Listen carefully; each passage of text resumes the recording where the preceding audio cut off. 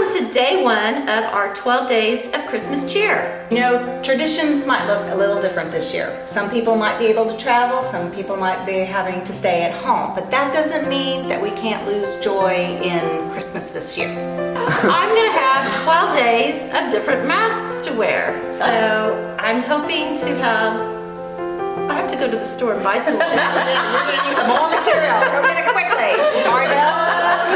The tradition that you can do is go see the lights. Rent a limo. Just grab your own car. Grab your pets, your cats, your dogs. Go get some hot chocolate.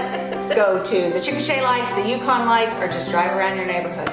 There are a lot of neighborhoods I've noticed that have more lights too. It's been so nice to see all the festivities, you know, happy scenery. It just looks really good. Awesome. You can also do things like crafts. There's a lot of places you could go. Do pottery. You can go paint your own pottery. You can make a Christmas sign. There's places you can do that. Or you go to a craft store and pick up whatever kind of items that you want to make for the Christmas this year. That would be fun. Get someone who knows how to do crafts. Yes. That might be a good thing.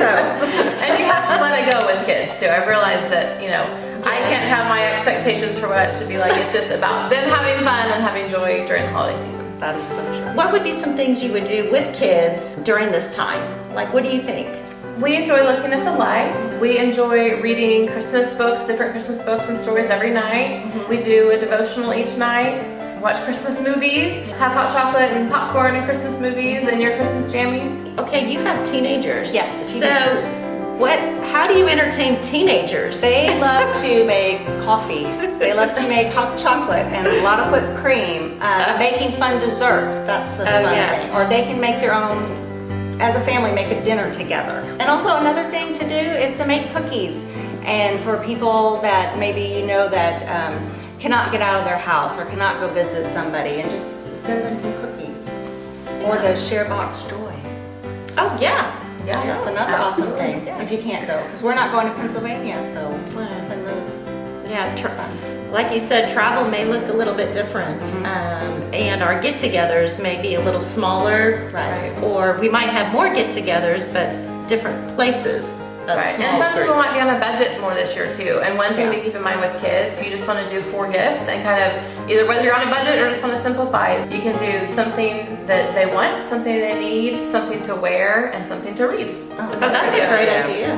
Yeah. Or if you're a grandparent, you know, you could just hold the grandbaby. Yes. I mean, I think that would be kind of fun. Absolutely, that brings joy. Yes.